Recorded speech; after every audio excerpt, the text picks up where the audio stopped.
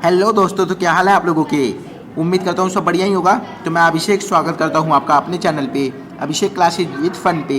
और आज फिर से एक नई वर्कशीट नहीं, ठीक है, वर्कशीट नहीं, वर्कशीट देखो दिमाग में चढ़ी हुई है। हमारा जो है थोड़ा छुट्टियाँ हमें मिली हुई हैं, तो हम थोड़ा रिवीजन करते हैं। तो आज हम चैप्टर नंबर 2 यानी पार्ट 2 का रिवीजन करेंगे हमारे साइंस के बुक का। और इसका नाम है क्या हमारे आसपास के पदार्थ शुद्ध हैं, is matter around us pure, ठीक है। तो मेरे चैनल पे जो है पहले भी इसके कुछ वीडियोज़ हैं, पर उन वीडियोज़ में क्या था कि पहले जो मेरी क्वालिटी थी वीडियो की वो उतनी अच्छी नहीं थी और मुझे इतना पता नहीं था कि वीडियो कैसे बनाते हैं। पर अब मुझे थोड़ा बहुत ज्ञान मिल चुका है, तो उसके लिए मैं आपका धन्यवाद करना चाहूँगा, क्योंकि आप लोगों को थोड़ा सपोर्ट मिला मुझे, जिस कारण मैंने और थोड़ा कोशिश करी पता करने के लिए, और मैं आज थोड़ा सा अच्छा हो चुका हूँ ये वीडियोज़ बनाने में। तो धन्यवाद आपका भी। तो अगर आप मेरे चैनल पर नए हो तो चैनल को सब्सक्राइब कर देना, ठीक है। और मैंने एक चीज़ देखी है कि मेरी जो इंग्लिश मीडियम वाली वीडियो थी उस पर तो मेरे व्यूज़ आए हैं, पर हिंदी मीडियम वाली वीडियो पे व्यूज़ नहीं आए थे। तो ये बहुत गलत बात है। देखो, आपको भी पढ़ना है, ठीक है। ज़रूरी नहीं है इंग्लिश मीडियम वाले, आपको भी पढ़ना है, ठीक है। दोनों मीडियम समान ही होते हैं, बट फ़र्क ये है कि इंग्लिश मीडियम वाले थोड़ा ज़्यादा पढ़ते हैं। यही फ़र्क होता है दोनों में, ठीक है। फ़र्क हम पैदा करते हैं, फ़र्क कोई और पैदा नहीं करता। तो इसलिए हमेशा याद रखो कि आपको भी ये वीडियो पूरी देखनी है। तो चैप्टर नंबर 1 की वीडियो है मेरे चैनल पे, अगर देखनी है तो जाके देख लेना, ठीक है। तो आपको वीडियो ढूंढनी तो आती होगी, या फिर मैंने प्लेलिस्ट बना रखी है एक वीडियोज़ की, आप प्लेलिस्ट पे जाके भी उस वीडियो को देख सकते हो। तो आज हम बात करेंगे पार्ट 2, क्या हमारे आसपास के पदार्थ शुद्ध हैं। तो क्वेश्चन आंसर में डिस्कस करेंगे, और ये वीडियो होगी 2 पार्ट में, ठीक है। एक पार्ट में हम इस आधे चैप्टर को कंप्लीट करेंगे, और दूसरे पार्ट में हम इसके कुछ अतीत के बारे में जानेंगे, और तत्व और हमारे जो और भी चीज़ें हैं उनके बारे में जानेंगे, ठीक है। इस वाले पार्ट में, इस पार्ट 1 में हम आधे चैप्टर को कंप्लीट करेंगे, और पार्ट 2 में हम पूरे चैप्टर को कंप्लीट कर देंगे और कुछ क्वेश्चन आंसर्स को और डिस्कस करेंगे जो कि हमारी बुक में है, ठीक है। तो प्रश्न नंबर 1 है, शुद्ध पदार्थ क्या है। तो उत्तर होगा इसका एक, शुद्ध पदार्थ। अब देखो, शुद्ध पदार्थ, हम लोग शुद्ध पदार्थ यानी कोई भी हमारी जो प्योर मैटर हो गया, कोई भी प्योर चीज़ हो गई, ठीक है, तो उसे हम क्या बोलेंगे। जैसे हम शुद्ध दूध लेने जाते हैं तो उन्हें हम कहते हैं भाई दूध साफ होना चाहिए। पर जो एक वैज्ञानिक की दृष्टि से, यानी एक वैज्ञानिक के लिए शुद्ध पदार्थ क्या होता है, तो एक शुद्ध पदार्थ सदैव एक ही प्रकार के कणों से मिलकर बना रहता है। जैसा कि हम जानते हैं कि पदार्थ जो है वो कणों से मिलकर बना रहता है, ठीक है। और एक शुद्ध पदार्थ है वो सदैव एक ही कणों से मिलकर बना रहेगा, ठीक है। ऐसे पदार्थ को वैज्ञानिक द्वारा शुद्ध पदार्थ कहा गया है, ठीक है। ऐसे पदार्थ जिनमें केवल एक ही कण हो। आप उदाहरण ले सकते हो चीनी का, ठीक है। देखो, चीनी में आपको मिठास ही मिलेगी, खटास तो नहीं मिलेगी ना, क्योंकि उसमें एक ही प्रकार के कण हैं, और वो कण मीठे हैं, ठीक है, खट्टे नहीं है, मीठे हैं। और चीनी के जो एक एक दाने होते हैं वो दो एक ही समान होते हैं, ना कोई छोटा ना कोई बड़ा, ठीक है। तो चीनी क्या है, हमारा शुद्ध पदार्थ है, ठीक है। और पानी, तो पानी हमारा शुद्ध पदार्थ नहीं है, क्योंकि उसमें H2O होती है, हाइड्रोजन होती है और ऑक्सीजन होती है, तो दोनों का मिश्रण हो गया, जिस कारण वो शुद्ध पदार्थ की कैटेगरी से बाहर आ जाता है। तो ये था प्रश्न नंबर 1 का उत्तर। प्रश्न नंबर 2, मिश्रण क्या है। तो चलो देखते हैं कि मिश्रण क्या है। तो यहाँ पर उत्तर आपके सामने है, मिश्रण एक या एक से अधिक तत्वों या यौगिकों से मिलकर बना होता है, ठीक है। मिश्रण जो है वो एक से अधिक तत्वों, यानी कि हमारा ये हो गया, ठीक है। जैसे मान लो आपने चीनी लिया और पानी लिया, चीनी क्या है, ठोस, पानी क्या है, द्रव्य, ठीक है। तो अब वहाँ से आपने क्या किया कि दोनों को मिला दिया, ठीक है, तो एक मिश्रण तैयार हो गया। इसे ही हम क्या कहेंगे, मिश्रण। यौगिकों यानी जो एक ही अणु के कण से बना हो, ठीक है, से मिलकर बना होता है, ठीक है। मिश्रण सदैव जो है किसी एक तत्व या एक यौगिक से मिलकर बना होता है, एक या अधिक, ठीक है, एक या एक से अधिक भी हो सकता है। तो ये था प्रश्न नंबर 2 का उत्तर। प्रश्न नंबर 3, मिश्रण के प्रकारों को लिखते हुए व्याख्या करें। तो मिश्रण के 2 प्रकार होते हैं, ठीक है। सममांगी मिश्रण, ऐसे पदार्थ जो आपस में अच्छे से घुल जाएं, तो ऐसे पदार्थ मिश्रण को सममांगी मिश्रण कहते हैं, यानी कि ऐसे पदार्थ जो आपस में बिल्कुल अच्छे से घुल जाएं, ठीक है। और जैसे चीनी पानी हो गया, ठीक है, आप पानी में चीनी को घोलते हो तो क्या आपको वो चीनी दोबारा दिखाई देती है या नहीं दिखाई देती ना, क्योंकि वो जल के रिक्त स्थानों में चली जाती है। और एक बार अगर वो जल के रिक्त स्थानों में चली गई, इसका मतलब ये हुआ कि वो अच्छी तरीके से जल में घुल गई, और यही होता है सममांगी मिश्रण। विषमांगी मिश्रण, ऐसे पदार्थ जो आपस में घुलनशील नहीं होते, ये घुलनशील नहीं होते, ठीक है, आप इनसे नींबू पानी नहीं बना सकते, एवं उनको मिला पाना या घोल पाना लगभग असंभव है, ठीक है। अब इनको जो विषमांगी मिश्रण होते हैं उनको घोल पाना या मिला पाना मुश्किल होता है, ठीक है। इसके उदाहरण से आप और अच्छे से समझ जाओगे। तो सममांगी मिश्रण का एक उदाहरण हो गया चीनी और नमक, ठीक है। चीनी और नमक को अगर हम पानी में घोलते हैं तो वो आराम से घुल जाएंगे। पर विषमांगी मिश्रण के उदाहरण सोडियम क्लोराइड यानी नमक और लोहे के टुकड़े, इसको हम कभी नहीं घोल सकते हैं, ठीक है। सोडियम क्लोराइड और नमक के टुकड़े को कभी घोल सकते हैं, नहीं घोल सकते ना। तो ये विषमांगी मिश्रण है। हालांकि सोडियम क्लोराइड पानी में घुलता है, पर हमें इन दोनों को पानी में डाला तो ये दोनों अलग अलग ही रहेंगे और ये विषमांगी मिश्रण का एक उदाहरण हो जाता है। हालांकि आप लोहे के टुकड़े ही लिखना, क्योंकि अगर आप सोडियम क्लोराइड लिखते हो तो आपको उसे बहुत अच्छे से एक्सप्लेन करना होगा, इसीलिए आप ओनली लोहे के टुकड़े को ही लिखना। कभी भी अगर आपसे बोला जाए कि उदाहरण लिखो तो आपको ओनली लिखना है लोहे के टुकड़े, ठीक है। और अगर बाई चांस कोई आवाज़ आती है बैकग्राउंड से तो मुझे माफ़ कर देना।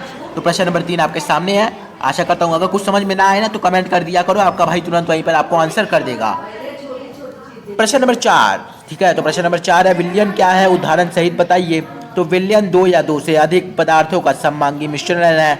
चीनी और पानी या नींबू पानी विलयन के उदाहरण है, ठीक है।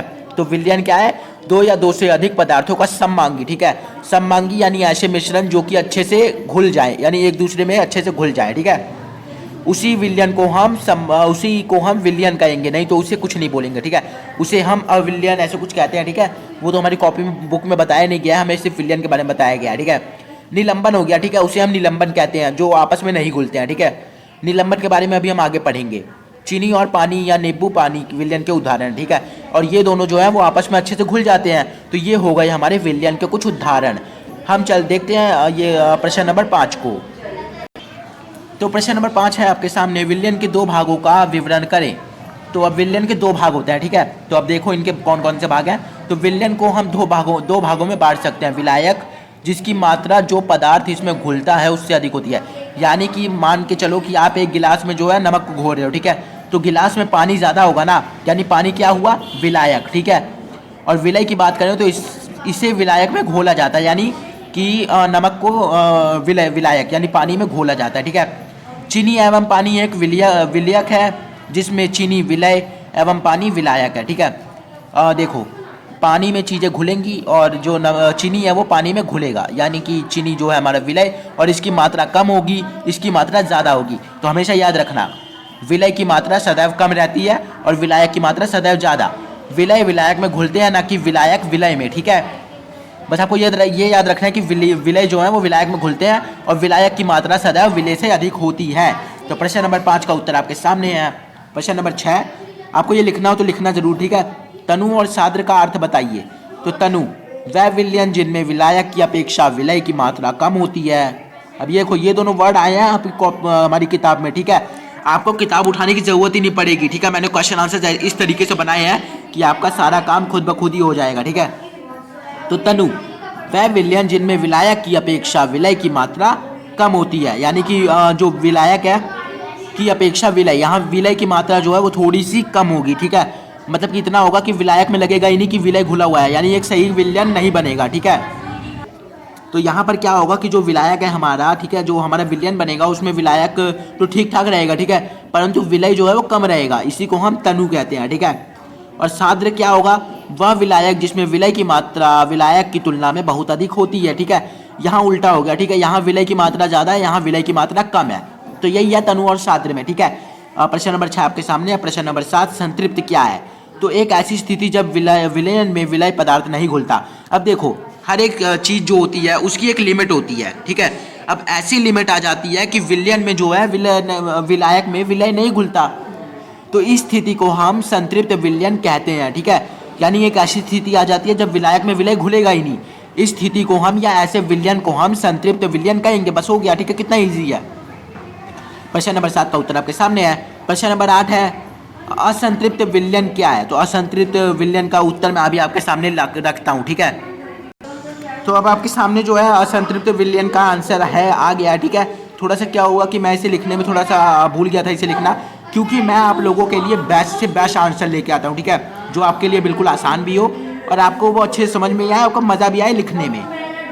तो इसमें विलायक विलय की अधिक से अधिक मात्रा घोला जा सकता है। यहाँ पर देखो क्या हुआ, यहाँ पर जो संतृप्त विलयन है उसमें एक ऐसी स्थिति आ जाती है जब विलयन में विलय पदार्थ नहीं घुलता, पर असंतृप्त विलयन में जो है विलायक में विलय की अधिक से अधिक मात्रा घोला जा सकता है, ठीक है।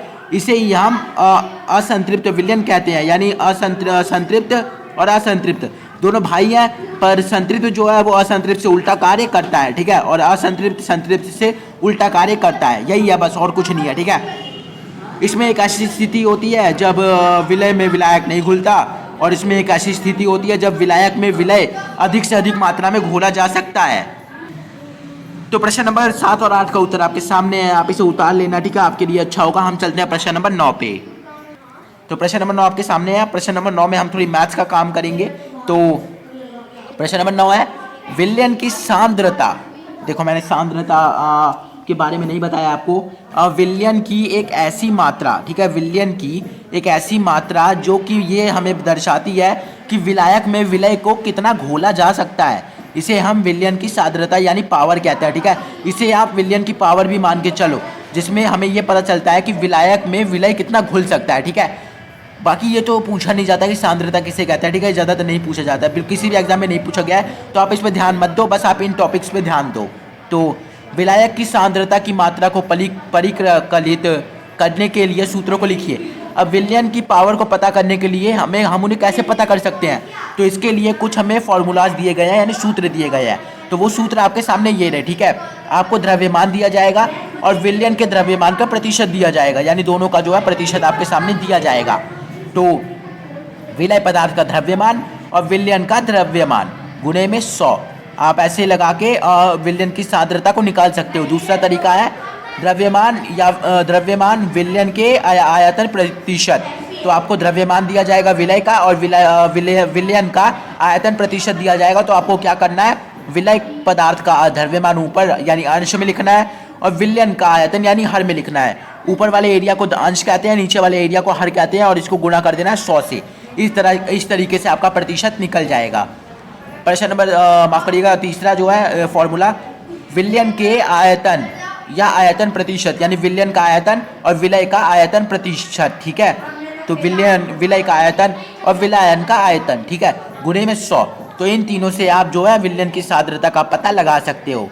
प्रश्न नंबर 9 आपके सामने, और इसे जरूर लिख लेना, ठीक है, और इसे अपने माइंड में बैठा भी लेना, खासकर इस वाले फॉर्मूला को बैठा लेना, ठीक है। ये वाला जो फॉर्मूला है ना, इसे अपने दिमाग में हमेशा बैठा लेना, ठीक है, इस वाले को, क्योंकि ये ज़्यादातर पूछा जाता है। अब प्रश्न नंबर 10 में इस बात को मैं आपको और क्लियर करूंगा। तो प्रश्न नंबर 10, एक विलयन में 320 ग्राम विलयन, जल में 40 ग्राम साधारण नमक विलय है, विलयन की सांद्रता ज्ञात करें। तो अब हम इसे द्रव्यमान से ज्ञात करेंगे, ठीक है। अब देखो द्रव्यमान से ज्ञात करना है तो हम कौन सा फॉर्मूला लगाएंगे, फॉर्मूला नंबर 1 लगाएंगे, ठीक है। तो विलय पदार्थ यानी नमक का द्रव्यमान 40 ग्राम, विलायक जल का द्रव्यमान 320 ग्राम। तो अब हमें क्या करना है, विलय पदार्थ का द्रव्यमान लिखना है और विलयन का द्रव्यमान लिखना है। तो ये रहा अपना विलय का द्रव्यमान और विलायक का द्रव्यमान गुणे में 100, 0 से 0 कटा, आप 4 का 32 से भाग दे देना और फिर गुणे में 100 कर देना, आपका आंसर आएगा 11.1, ठीक है। आपको मैथ्स तो आती ही होगी अच्छे से, और आशा करता हूँ आप बहुत अच्छे होगे मैथ में। बाकी आपको अगर मैथ्स में कोई भी प्रॉब्लम हो तो आप मुझे बता भी सकते हो, ठीक है, मैं भी कोशिश करूंगा। हालांकि मैं मैथ्स में उतना अच्छा नहीं हूं, पर मैं आपकी पूरी कोशिश करूंगा कि मैं आपकी प्रॉब्लम को सॉल्व कर सकूं। तो ये था हमारे कौन से प्रश्न का उत्तर, प्रश्न नंबर 10 का उत्तर, ठीक है। तो आप इसे उतार लेना और हम चलते हैं प्रश्न नंबर 11 पे। तो प्रश्न नंबर 11 है निलंबन क्या है, ठीक है। तो निलंबन एक विषमांगी मिश्रण है जिसमें विलय पदार्थ विलायक में नहीं घुलते एवं ये निलंबित कण आंखों से देखे जा सकते हैं, ठीक है। अब एक बात याद रखना कि जो विलयन के कण होते हैं उन्हें हम आंखों से नहीं देख सकते। आप कोशिश करना नमक में चीनी को घोलना, मतलब माफ करना पानी में चीनी को घोलना, ठीक है। क्या आप उस चीनी को देख सकते हो जब वो घुल जाएगी? नहीं देख सकते ना, सीधी साफ बात है, क्योंकि वो घुल गया अच्छे से। पर निलंबन में क्या होता है, निलंबन में ये होता है कि चीज़ें जो होती हैं वो अच्छे से घुलती नहीं है, जिस कारण हम इसे खुली आंखों से देख सकते हैं, ठीक है। बस इसी को हम निलंबन कहते हैं, ठीक है। इसका एक उदाहरण है बालू एवं जल। अगर आप रेत या बालू को जल में घोलोगे तो आप बालू को आराम से देख पाओगे, क्योंकि जल के कण जो जल के जो रिक्त स्थान होता है वो उनमें इतनी पावर नहीं होती है कि वो बालू को जो है अपने अंदर ले सके। तो ये था प्रश्न नंबर 11 का उत्तर। बहुत ही आसान है, बहुत ही आसान भाषा में लिखा हुआ है, आपको आराम से समझ में आ जाएगा। प्रश्न नंबर 12, विलयन क्या है, मतलब को माफ करना कोलाइडल विलयन क्या है। तो अब ये देखो, ये मेन चीज़ है, ठीक है, इस पर ध्यान देना। कोलाइडल विलयन एक ऐसा विलयन है जो सममांगी प्रतीत होते हैं, ठीक है, सममांगी प्रतीत होते हैं, परंतु ये विषमांगी होते हैं। ऐसा इसलिए होता है क्योंकि कोलाइडल के कण विलयन के में समान रूप से फैल जाते हैं।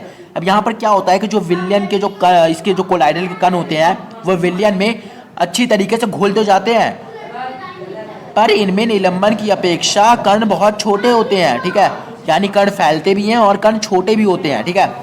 और ये जो है ये प्रकाश को फैला देते हैं। अब प्रकाश को फैलाना क्या होता है तो ये मैं आपको बताऊंगा थोड़ी देर में, ठीक है। उसके नीचे ये क्वेश्चन है कि टिंडल प्रभाव यानी प्रकाश का फैलना क्या है। ये प्रकाश को फैला देते हैं जिस कारण ये निलंबन यानी विषमांगी में आ जाते हैं, ठीक है। अभी इनके गुणधर्म के बारे में पढ़ेंगे तो आपको और अच्छे समझ में आएगा। निलंबन की अपेक्षा कण को छोटे रखते हैं, ठीक है। उदाहरण हो गया दूध, शेविंग क्रीम इत्यादि। तो कोलाइडल विलयन एक ऐसा विलयन होता है जो कि विषमांगी जो सममांगी प्रतीत होता है, परंतु ये होता क्या है, विषमांगी, ठीक है। बस आप ये लिख दोगे, आपको फटाक से 1-2 नंबर आराम से मिल जाएंगे, ठीक है। तो ये था प्रश्न नंबर 12 का उत्तर। प्रश्न नंबर 13 जो कि आपकी कई सारी प्रॉब्लम का सॉल्यूशन है, ठीक है। और ये जो है ये हर बार पूछा जाता है, टिंडल प्रभाव क्या है।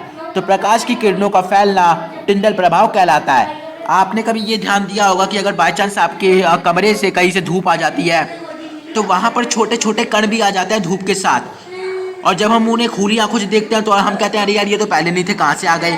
तो इसे ही हम टिंडल प्रभाव कहते हैं, ठीक है। और इसकी खोज टिंडल नामक वैज्ञानिक ने की थी, ठीक है। इसकी खोज किसने करी थी, टिंडल ने, जिस कारण इसे टिंडल प्रभाव या फिर टिंडल इफेक्ट कहते हैं, ठीक है। तो प्रश्न नंबर 13 का उत्तर आपके सामने है। यहाँ से हमारे माफ करना, थोड़ी सी खांसी आ गई थी। तो यहाँ से हमारे उत्तरों का सिलसिला खत्म होता है, ठीक है।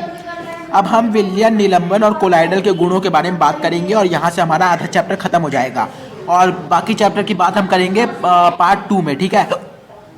तो विलयन के गुण, तो माफ करना थोड़ा सा आवाज रुक गई थी। तो विलयन के गुण, तो एक है विलयन एक सममांगी मिश्रण है, जैसा कि हमें पता है। ये सब विलयन के गुण है, यानी ये सब विलयन के पास है, ठीक है। इसके कण को हम नग्न आंखों से नहीं देख सकते, खुली आंखों से इसके कणों को हम नहीं देख सकते। ये प्रकाश को नहीं फैलाते, ठीक है। विलयन जो है वो प्रकाश को नहीं फैलाते हैं, ये हमेशा याद रखना।